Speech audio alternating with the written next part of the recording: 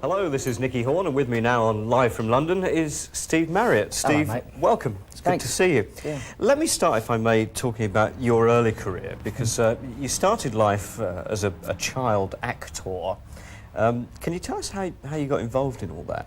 My mum got me involved in that. I had a ukulele, and I used to sort of play skiffle or whatever. I was only a nipper about that at all. I haven't got much bigger now. Makes two. Yeah, I used to go around the bus queues begging, or anywhere I could, you know. And it came to light afterwards that Lionel Bart, who wrote the show Oliver, which I was auditioning for, had actually seen me do all that. And well, waiting for his bus, no doubt. I've no idea. But Lionel told me later that he knew all about it, and there's something to do with my family as well that he knew of that I didn't know anything about. Went for the audition, done Oh Boy, and that was my new hobby had just begun. That was it. Because you then became the Artful Dodger in Oliver, and well, a little bit. You were going to the Italian Conti, which is a theatrical school. Oh, well, no, listen, I'm not posh. The only reason I did that was because my school burnt down, which I got the blame for. My mother still got the cuttings from that, but I had no choice. I had to go to a drama school. But it was good though. Why? Because no other school would have you? That's right. No, that's right. Because there's a little picture of me dressed as the Artful Dodger. It says Little Chicago Burns in the Stratford Express, and that was my lot. And the thing that was good though, I was one of the rough kids there, because Italian Conti is full of rejects, like eating rejects, or you know, walk around with plums in their mouth, and they don't really do a lot. But someone like me that was working all the time to pay his fees off, I was working all the time, so you get petty jealousies.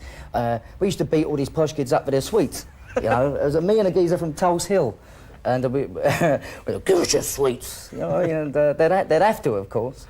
A great training ground, obviously, for going into rock and roll. So, how did you start in music? What led you from the stage to music? Well, I got fed up with it. I mean, it's all right when you're a kid acting, you know what I mean, but not much of a future in it. I was hip enough at that age to see when I was 16 I was going to be in a lot of trouble, or 17, because there's a lot of kids of that. When you're 13, 12, and you've got a lot of mouth or whatever, you can get these sort of parts. They're written for you, but I could see a lot of trouble, and I was already, you know, messing about with little bands like the Moonlights, doing shadow steps and all that sort of stuff. Although I tried to turn them onto Muddy Waters, and not much effect at that point in time. Yeah. But and that's about it. I just got fed up with acting. I really did. So hanging about the sets for hours on end. So the Small Faces, where does that come? I mean, how did you get involved with them? Well, I got them fired from the band they were in. See, Ronnie Lane, I used to work in a music shop in the East End. Ronnie Lane came in and I sold him a bass, met his dad, and he said, "Why don't you come and have a sing with us?" I said, "I'm a singer, out of work singer." Usual load of wallop, you know. And we went down some pub in Bermondsey that night, but his band was called The Outcasts. They were quite good. Kenny Jones was in that band, Ronnie and Kenny, and they had a regular gig at this Bermondsey pub. Well, me thinking I was Jerry Lee Marriott, started on the piano, ended up jumping on it and smashing it. Consequently, they all got fired. They didn't have a gig no more. And the band broke up because of that, see? So it was my fault again, but Ronnie and Kenny said that, well, might as well stick with him, he's caused the problem. One of those things. But the Small Faces, the success came, it seems, relatively quickly to the Small Faces. Tin Soldier, Itchy Coo Park, the immediate label, I mean, the explosion, the music explosion was then happening. Did you feel as if you were part of, you know, that British movement at that time, which was terribly strong? Yeah, we were. There's no doubt about it. Although, at the time, we were a bit too intoxicated by it to realise what was going on. I mean, only in retrospect can you see it was a whole British explosion or movement or whatever. At the time, you know, you were too busy trying to sort of think of what you could record next, or seeing if Ronnie could write the next single or something. You didn't really analyse it too much. How did success change you? I mean, what life before? Well, what I stopped going to Woolworths and I went to British Home Stores. That's about it. It didn't. I don't think it really did. It frightened me. You know, I mean, how?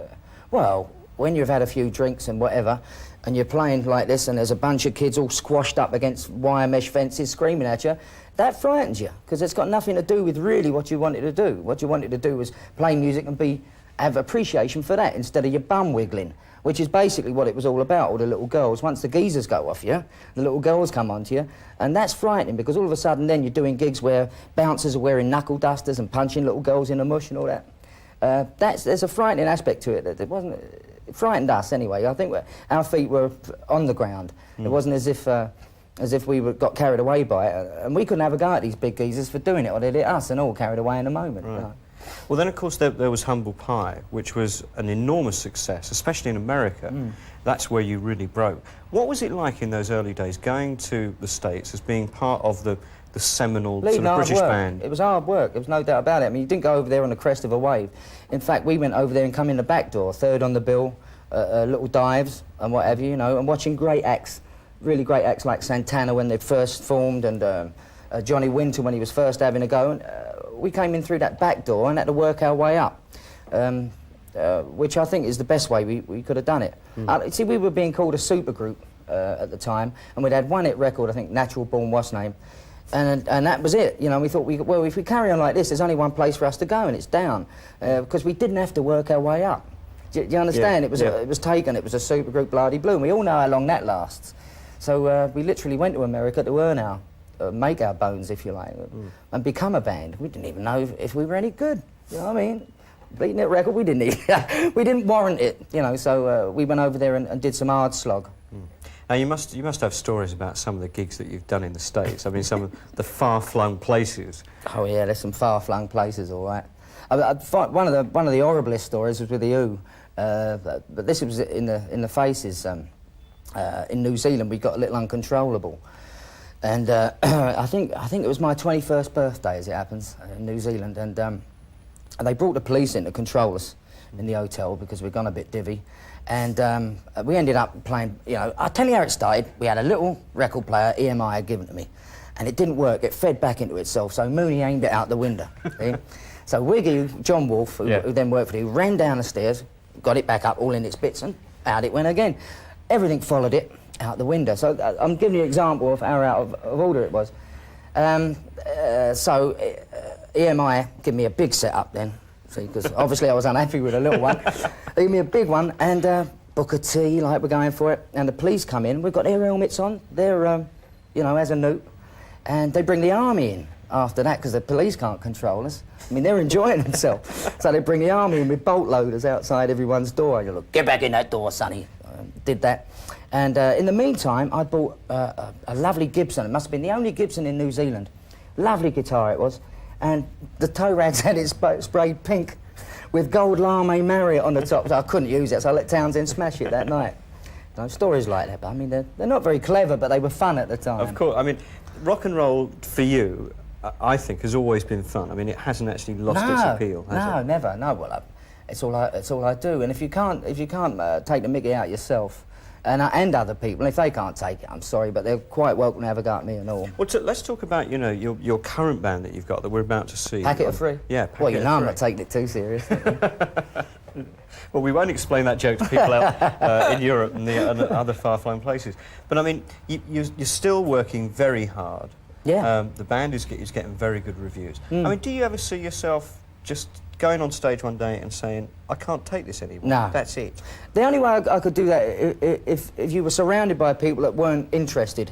If the band itself were mercenary, or you know, that were only doing it for the money, which you know, the people that 99% of the people I've ever worked with aren't like that. They do it because they enjoy it as much as me, and that's the camaraderie that comes out of it. That would be the way. If the people themselves went into it, of course I'd start this and I'd put my guitar down, that'd be that. But I'd go and form another band, wouldn't I? You know, I mean, that's the way you do it. Well, as far as rock and roll is concerned, you've done more than most. Is there any ambition that you still have left? Oh, I haven't really got any, I'll be honest with you. I haven't really got any. The bit of ambition is not in my mouth, you know what I mean? But what I would like to do is hang about a bit longer and continue doing what I'm doing, so I'm still having fun at it. And hopefully there'll be some youngsters that can look at it and maybe get something off of it. You know, I mean, that's not a too big-headed way of looking at it, but you must have something to offer them. Yeah. You know, whether it's lessons in vocal or guitar or good drummers or whatever. I mean, Jerry Shirley, who's playing with me at the moment, has been with me for years. I mean, he's one of the best there is. So if there's a young aspiring drummer, while that guy's on the stage, you can still look and see what's going on. That's the thing. And once us old sods get lost in the shuffle, it's a shame. You know? Yeah. Well, rock and roll is still alive and well in Steve Marriott, and congratulations on just becoming a daddy for the second time. Thank you. Steve, best of luck to you. Thank you, Nicky. Thanks a lot.